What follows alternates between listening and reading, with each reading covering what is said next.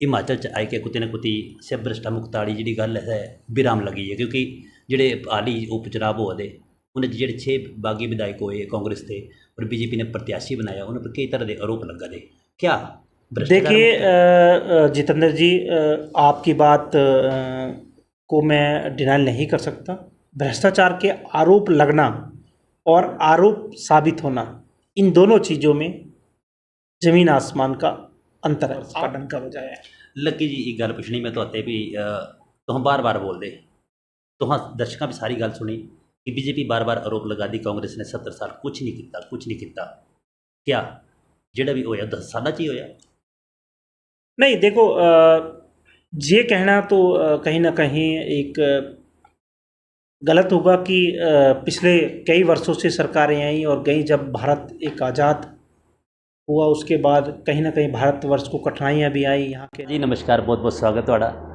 तुस दिक्खा दे गल्लां गप्पू दियां, कुछ खट्टियां कुछ मिठियां, कुछ गल्लां एड़ियां कुछ गल्लां ओड़ियां और कुछ गल्लां सह जेहड़ियां बार बार अस करना चाहते और अस नहीं करना चाहते। कई भाई साढ़े एड़े जेहड़े बार बार सानू बोलते पे हाँ साड़ी गल जी है सह लोगों तक पहुँचावा। कन्नै इन्हां गल्लां नूं लेकर अज फिर साडे नाल रूबरू होना जा रहे कुटलैहड़ दे एक ऐसे शख्स जिहड़े कि बड़ा अच्छा जिहड़ा अपना दारमदार इस राजनीति के क्षेत्र च रखते, लेकिन अजकल क्या स्थिति चली हो उस वास्ते फिर यही इन्हां ते अज आंकड़े लैने कि'यां चले हो और कैं चले हो।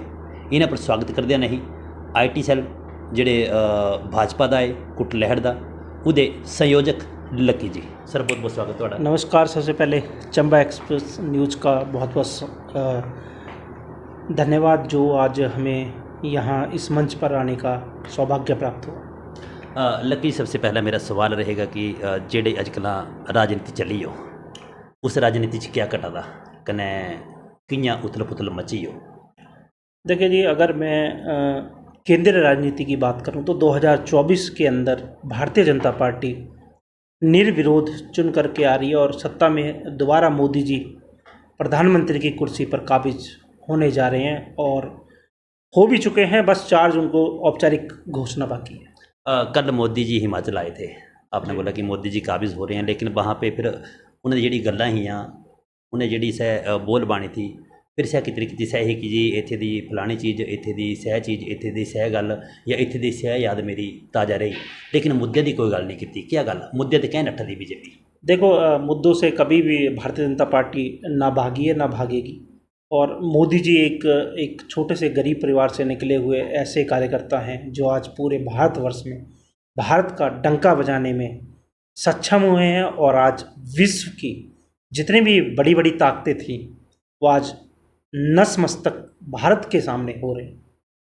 मैं ज़्यादा इस विषय पे बात नहीं करूँगा और दुनिया के अंदर जो मोदी जी ने एक भारत विश्व का परचम लहराया है, जिस भारतवर्ष ने जीरो की खोज की, जीरो बगैर 1 रुपया होगा आपके पास, अगर जीरो नहीं होगी तो 10 नहीं बन सकते, तो जिस भारतवर्ष ने इतनी बड़ी खोज करके दे दी उसको मोदी जी ने दोबारा आकर के पूरे विश्व में भारतवर्ष का डंका बजाया है।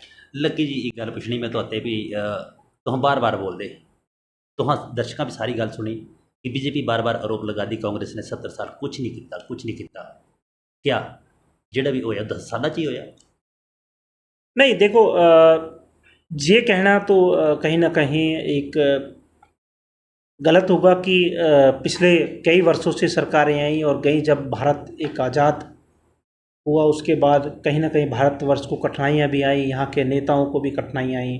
उस समय शायद स्थिति भी अच्छी नहीं थी, लेकिन जब से पिछले 10 सालों से जब से भारतीय जनता पार्टी पूर्ण बहुमत के साथ इस सत्ता में काबिज हुई है, तब से आज ना जाने कितने हज़ार किलोमीटर के हाईवे, कितने ब्रिज, कितने टनल, कैसे ऐसे औद्योगिक क्षेत्र स्थापित कर दिए गए कि भारत का जो डंका बज रहा है वो विश्व भर में बज रहा है। तो हाँ सड़कों की गल की सड़क बनाई जी बड़ी बड़िया ही, पर मैं तो जो ये पूछना चाहता भी सड़क क्या पहले नहीं निकलियां ही तो सिर्फ चौड़ियाँ की होनियां? देखो, सड़कें पहले भी थी और शायद नहीं भी होंगी, पर जैसे जैसे भारत की जनसंख्या वृद्धि होगी तो जो हमारा समाज है, इनकी कहीं ना कहीं ज़रूरतें बढ़ती जाएंगी। अगर मैं आपको एग्जांपल दूँ, भारतवर्ष के अंदर पहले एक एम्स हॉस्पिटल था, वो दिल्ली के अंदर सिचुएटेड था, क्योंकि दिल्ली में हमारे मंत्रीगण महोदय वहाँ पर विराजमान होते थे, तो उनकी सेफ्टी के लिए एक बहुत बड़ा हॉस्पिटल बनाया गया था जिसका नाम है एम्स। आज भारतवर्ष में ना जाने जब से बीजेपी आई है कितने एम्स बन गए। आपके हिमाचल के अंदर भी बन के तैयार हो चुका है, और आने वाले वर्षों में वो लोगों को भरपूर रूप से, हिमाचल के लोगों को सेवाएं देगा, और हिमाचल के नहीं, अन्य आसपास के क्षेत्रों को भी सेवाएं देने का कार्य करेगा। आज बीजेपी के पास मुद्दा क्या है चुनाव लड़ने के लिए, और कांग्रेस के पास क्या मुद्दा है चुनाव लड़ने के लिए? देखिए, बीजेपी एक भ्रष्टाचार मुक्त पार्टी है, और बीजेपी के जो विजन है वो है कि देश को प्रगति और अनुशासन ढंग से प्रगति, 0% टॉलरेंस की नीति जो बीजेपी ने अपनाई हुई है वो चल रही है। इस वजह से भारतीय जनता पार्टी आज पूरे देश भर में, क्या विश्व भर में प्रचलित है। और इसका अगर मैं बात करूं तो पूरे विश्व भर में आज लोग भारत, मैंने कई ऐसे लोग देखे हैं जो मोदी जी के इतने बड़े फैन हैं, जो अन्य देशों से चलकर वोट डालने तक आ रहे हैं, नौकरी छोड़ कर वोट डालने आ रहे हैं। हिमाचल च क्या बनेगा? थोड़े चौं कोने 4 बंदे खड़ोते हो। देखिए, अनुराग भाई तुसा नहीं घबराना, ਤਾਂ जो वोट पाई ने असा संसद से पहुँचाना, बाकी दी रही 3 सीटां ਤਾਂ ਉੱਥੇ ਜਿਹੜੇ लोग बैठे ਉਹਨਾਂ देखी लेना। तो अनुराग होर की गल की जी, मुझे दसा भी अनुराग होर उपलब्धि क्या रही हमीरपुर संसदीय क्षेत्र वास्ते, केड़ी बड़ी उपलब्धि रही 20 साल? देखो, अनुराग जी ने इस बार उनको बहुत अच्छा उत्तरदायित्व मिला था, भाई अनुराग जी को, और हमारे कहने पर उन्होंने हमारे गांव में संसद वैन जैसी बहुत सारी उपलब्धियां, एक बच्ची थी जिसको जो अपनी यूनिवर्सिटी में फर्स्ट आई थी बच्ची, उसके पास पासपोर्ट नहीं था, और अनुराग जी की एक ऐसी स्कीम थी कि जो भी हिमाचल के अच्छे युवा बच्चे होंगे जो अपनी यूनिवर्सिटी में अपना नाम रोशन करके आएंगे, उनको दूसरे देशों में भ्रमण करवाने के लिए वहाँ का जलवायु कैसी है, वहाँ का विकास कैसा है, वहाँ का नीतियाँ कैसी हैं, इसके लिए बच्चों को भेजना चाहते थे। और हमारी एक बच्ची ऐसी थी जिसके पास पासपोर्ट तक नहीं था। हमारे भाई अनुराग जी ऐसे सरल स्वभाव के व्यक्ति हैं, रातों रात उनका पासपोर्ट बनवा करके, और मेरे कुटलैंड की ही बच्ची है। आज मैं गर्वान्वित अपने आप को महसूस करता हूं कि अनुराग भाई जी ने उस विषय पर स्वयं संज्ञान लेकर के वो उस बच्ची को लगभग 20 से 25 दिन के वर्ल्ड टूर पे भेजा, और वो बच्ची सकुशल आई, और यूनिवर्सिटी में जैसे उसने अपना नाम, अपने पिताजी का नाम रोशन किया। नहीं भाई जी, गल पुछनी बताते जी जी, तो एजुकेशन की गल की बच्चियां बाहर गई है ना जी, पर कितने कितने ਤੁਹਾਨੂੰ ਲੱਗਦਾ भी ये एजुकेशन वाले स्कीम होंगी भी अनुराग जी का क्या योगदान? देखिए, ये केंद्र सरकार द्वारा स्कीम लागू की गई थी कि संसदीय क्षेत्र में जो भी बच्चे एक यूनिवर्सिटी लेवल पर जो नाम रोशन करके आएंगे उनको वर्ल्ड टूर करवाना है। तो अनुराग भाई जी ने जैसा बोला था, खेल मंत्री भी थे, तो खेल और शिक्षा दोनों एक साथ चलती है। वो क्यों? क्योंकि कोई बच्चा पढ़ने में रुचि रखता है, कोई साइंटिस्ट बनने का इच्छुक होता है, कोई खेल कूद करके। आज अजय ठाकुर जी ऊना के अंदर डीएसपी के कार्यपद पर विराजमान है। मैं तुहां गल फिर एक दुहरानी, तुहां पहले गल बोली, तुहां भी दर्शकों सुनी इन्हां दी गल एक कि बीजेपी भ्रष्टाचार मुक्त पार्टी है, पर हिमाचल च आई के कुते ना कुते सिर्फ भ्रष्टा मुक्त वाली जी गल है विराम लगी है, क्योंकि जोड़े हाल ही उपचुनाव हुए थे उन्हें जो 6 बागी विधायक हुए कांग्रेस थे और बीजेपी ने प्रत्याशी बनाया, उन पर कई तरह के आरोप लगा थे। क्या देखिए जितेंद्र जी, आपकी बात को मैं डिनाई नहीं कर सकता। भ्रष्टाचार के आरोप लगना और आरोप साबित होना, इन दोनों चीज़ों में ज़मीन आसमान का अंतर है। आप भी कल को उठोगे और मेरे ऊपर कोई ना कोई आरोप लगा दोगे, उसके लिए हमारी भारतवर्ष की प्रणाली बहुत अच्छी प्रणाली है। हाई कोर्ट, सुप्रीम कोर्ट और डिस्ट्रिक्ट कोर्ट बैठी हुई हैं, वो फैसला लेंगी। उसके बाद अगर ऐसा प्रतीत होगा कि ये लोग बिक करके आए हैं, तो अपने आप संविधान उनको सजा देने का कार्य करेगा। नहीं लगी भाई सुखू भाई हाँ इतने आए मुख्यमंत्री साढ़े जी, उन्हें बोले साढ़े विधायक को जी 2022 उन्होंने चुनाव लड़िया जी, तो उन्होंने 4 करोड़ 4.5 पौने 5 करोड़ था जी। ਅੱਜ ਉਹਨਾਂ ਦੇ ਅਕਾਊਂਟ 'ਚ 15 ਕਰੋੜ ਸ਼ੋਅ ਕੀਤਾ ਉਹਨਾਂ 1.5 ਸਾਲਾਂ ਬਾਅਦ। ਮੁੰਡੇ ਕੋਲ ਜ਼ੀਰੋ ਹੈ, ਉਹਦੇ ਕੋਲ 5 ਕਰੋੜ ਹੋਈ ਆ। ਬੋਲੇ ਦੇ 2-4 ਗੱਡੀਆਂ ਲਈਆਂ ਨਵੀਆਂ, 5-7 ਟਿੱਪਰ ਲਏ, JCB ਲਈ। इतना पैसा 14 महीने च कितने आया? क्या भ्रष्टाचार नहीं है? क्या आरोप नहीं हो? देखिए, मैं आपकी जो बात है इसको सिरमत्थे रख करके एक बयान देना चाहूँगा। 14 महीने के अंदर उनके पास इतनी सारी संपत्ति आई कहाँ से? आपका सवाल यही है ना? लकी भाई एड़ा रास्ता केड़ा है? नहीं, मैं तो जो दसना चाहता भी चलो हूँ पहाड़िया जी डिबेट करते हैं ना। माननीय मुख्यमंत्री जी आए और उन्होंने जो यहाँ से भाजपा के प्रत्याशी श्री देवेंद्र भट्टो जी हैं उनके ऊपर आरोप लगाए कि 14 माह में ऐसी क्या शक्तियाँ आ गई कि उनके पास उनकी आय 10 गुना बोल रहे हो आप, 15 गुना बोल रहे हो। जितनी भी गुना बढ़ी, तो मेरा सवाल माननीय मुख्यमंत्री जी से है कि 14 महीने ये आपकी पार्टी के विधायक रहे थे, क्या जो आपकी पार्टी से लोग विधायक रहेंगे आप अपने आंखों पर पर्दा लगा करके बैठोगे? मेरा सवाल प्रदेश के मुखिया माननीय मुख्यमंत्री श्री सुखविंदर सिंह सुक्खू जी से, 14 महीने आपकी पार्टी में रहे, आपने इनको खूब खाने पीने का और पैसे एकत्रित करने का आपने बहुत सारे इनको रास्ते बताए, या ये खुद ही इतने ज़्यादा सक्षम है कि रास्ते तो अपने आप ढूंढ लेती है? पानी को आज तक कभी किसी ने रास्ता नहीं दिखाया और पानी खुद ब खुद अपना रास्ता बना लेता है। तो क्या प्रदेश के मुखिया होने के नाते क्या आप 14 महीने तक सोए रहे?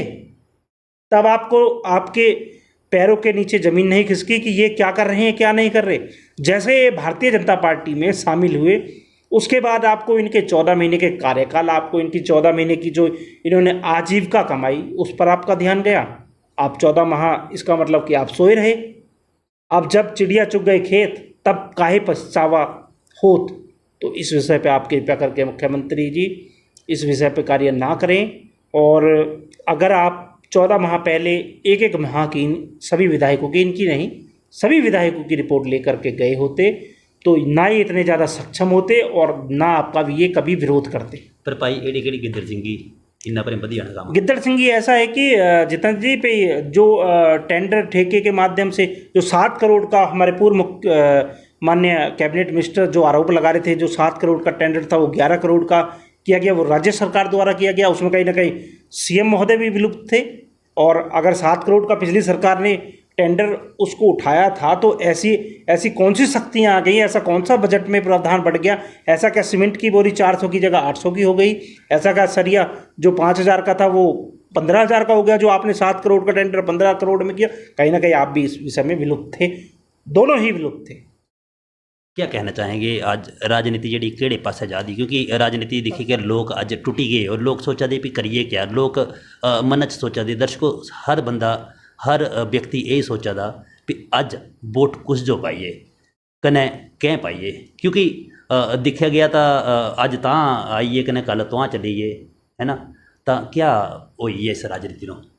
देखो जी, मेरा अपने जो मेरा यूथ मुझे पसंद करता, जो मेरी माता बहनें मुझे पसंद करती, उनके लिए मैं एक सटीक शब्दों में एक मेरा उनको संदेश है कि आप वोट कभी भी धर्म के आधार पर, जाति के आधार पर कभी मत करो। वोट की जो चोट है वो बहुत महत्वाकांक्षी है समाज के लिए, और कहीं ना कहीं मैंने अर्श से फर्श तक लोगों को आते हुए देखा है। आप वोट करने जा रहे हो, आपका मताधिकार है। 1 जून को आप हिमाचल के अंदर लोकसभा के भी चुनाव है और उपचुनाव भी घोषित हो चुके हैं, जैसे 6 सीटों पर है। आप जहाँ मर्जी हिमाचल से मुझे देख रहे हो या बाहर से देख रहे हो, मैं भारतीय जनता पार्टी का सेवक हूँ, मैं भारतीय जनता पार्टी की ही बात करूँगा। लेकिन अभी भारतीय जनता पार्टी को एक साइड रख करके, पार्टी कोई भी हो, सब अपने लेवल पर अच्छे कार्य करते हैं, और चाहे भारतीय जनता पार्टी हो, चाहे कांग्रेस हो, चाहे अन्य दल हो, सभी अपने विषय पर और कहीं ना कहीं उनका एक एजेंडा रहता है। तो सभी ना सभी पार्टियाँ अच्छे अपने एक विजन के ऊपर कार्य करती हैं। लेकिन जो अभी हिमाचल के अंदर उपचुनाव घटित हुए, उनमें अब पार्टी के अगेंस्ट जाकर के, क्योंकि आपने अभी से 14 या 17 महीने पहले भी चुनाव हुए थे, उसमें भी आपने एक लोकतांत्रिक जो अधिकार था, वो एक जनादेश जो था वो भारतीय जनता पार्टी के विपक्ष में दे करके कांग्रेस पार्टी को दिया था। तो वैसा ही 14 या 17 महीने बाद चुनाव है, तो आप लोग एक विजन, कार्यशैली और रोजगार, स्वास्थ्य सुविधाएं और आपके साथ क्या क्या परेशानियां इन 17 महीनों के अंदर हुई, आप उस विजन पर वोट डालिए। जो आपको लगता है, चाहे निर्दलीय उम्मीदवार है, जो आपको लगता है कि आपके क्षेत्र का, आपके हलके का विकास करवा पाएगा। आज भी बंगाना अल्ट्रासाउंड तक की सुविधाओं से वंचित है। ऐसी दुर्दशा लगभग देश को आज़ाद हुए 75 साल हो गए, फिर भी मेरे भारत, मेरे कुटलैंड के अंदर आज भी हम मूलभूत सुविधाओं से वंचित हैं। तो आप उस विषय पे मेरा यूथ भाई वोट जरूर डालेगा। आपकी भी आने वाले 1-2 सालों बाद विवाह होगा। जब आप इस चक्रव्यूह में फंस जाओगे तो आप पछताओगे, आपके पास कोई मौका नहीं रहेगा। स्वास्थ्य सुविधाएं बहुत, इस प्रदेश, इस हलके के अंदर बहुत एक पहाड़ी राज्य है। यहाँ पर मैं एक, आप जितने भी व्यूअर हो चंबा एक्सप्रेस के या हमारा भारत न्यूज़ के, हिमाचल के अंदर हर एक 20 किलोमीटर के अंदर स्वास्थ्य सुविधाएं होनी चाहिए। उसका कारण मैं आपको अभी बताता हूँ। हमारा एक प्रदेश कृषि प्रधान राज्य नहीं है, और कृषि प्रधान राज्य नहीं है तो हमारे जो युवा हैं या हमारे परिवार के सारे सदस्य कहीं ना कहीं आजीविका कमाने के लिए दूसरे प्रदेशों का रुख करते हैं। हमारे घर में 70 साल का बुजुर्ग, हमारी दादी 72 साल की, हमारे दादा 75 साल के, हमारे ताऊ 72 साल के या 70 साल के, ये घर में एक चारपाई का कोना पकड़ करके बैठे हुए होते हैं। इनके पास ऐसी मूलभूत सुविधाएं नहीं होती। बहुत सारे लोग अपनी आजीविका ग्रहण करके आ जाते हैं, लेकिन जो ये एक 65 साल के बाद जो अभी दौर चला हुआ है, जो ये उम्र चली हुई है, इसमें बच्चे आपके प्रदेशों में नौकरियां कर रहे हैं या अलग राज्य में या अलग डिस्ट्रिक्ट में सरकारी कर्मचारी हैं, तो निश्चित तौर पर कुटलैंड में तो नौकरी नहीं लगने वाली। जैसा राजनीतिक संकट यहाँ पर गरमराया है, गुस्से में आकर कहीं एक दूसरी पार्टी को वोट कर देते हैं तो उसको भेज के डलहौजी और सिरमौर ना जाने कैसे कैसे क्षेत्रों में भेज, दूर ग्राम में। तो हर 20 किलोमीटर बाद स्वास्थ्य सुविधाएं, हर 5 किलोमीटर बाद एक स्कूल यहाँ पर होना जरूरी है। इस विषय पर मेरी माताएं बहनें, मुझे 101% यकीन है कि आप मेरी बातों को सुनोगे भी और इसको अमल भी करोगे। मुद्दों के ऊपर आप इलेक्शन लड़ोगे। 5 किलोमीटर में एक स्कूल बहुत ज़रूरी है और 20 किलोमीटर के अंदर एक स्वास्थ्य सुविधाएं जहां पर सारी टेस्ट, अल्ट्रासाउंड की मशीनें, एक्सरे की मशीनें यहाँ पर होनी चाहिए। लक्की भाई चलते चलते एक लास्ट गल पुछनी यहाँ तो आते बीजेपी वाले बार बार बोलते mission lotus, mission lotus, mission lotus. Himachal च क्या बनगा लोटस का? देखो, लोटस का इन्हें बड़ा चाया हमारी पार्टी ने, लेकिन कामयाब नहीं हो पाए। उन्हें 4 जून दिया आशा, देखो क्या बनता है। सुखो भाई लंबे बायते हुए है ना? नहीं, देखो, प्रदेश के मुखिया हैं और मैं एक भारतीय जनता पार्टी का छोटा सा कार्यकर्ता हूं और एक प्रदेश के माननीय मुख्यमंत्री हैं, तो मेरे द्वारा उनको गलत शब्दों का उपयोग नहीं किया जाना चाहिए। पार्टी एक अपनी जगह और सम्मान एक व्यक्ति का अपनी जगह। चलिए लक्की भाई, बहुत बहुत धन्यवाद थोड़ा। धन्यवाद। तो ये साढ़े लक्की भाई जिन्हें बोलिया कि हिमाचल तो मुश्किल ही लगा था मिशन लोटस होगा। कन्ने अनुराग हो, हाँ इस बारी जंग जितनी है, 5वीं बार जितनी है। कन्ने मोदी हो, हाँ डंके की चोट पर फिर आओ दे। इन्होंने गलों नाल ही बहुत बहुत धन्यवाद। जय हिंद, जय भारत, जय हिमाचल।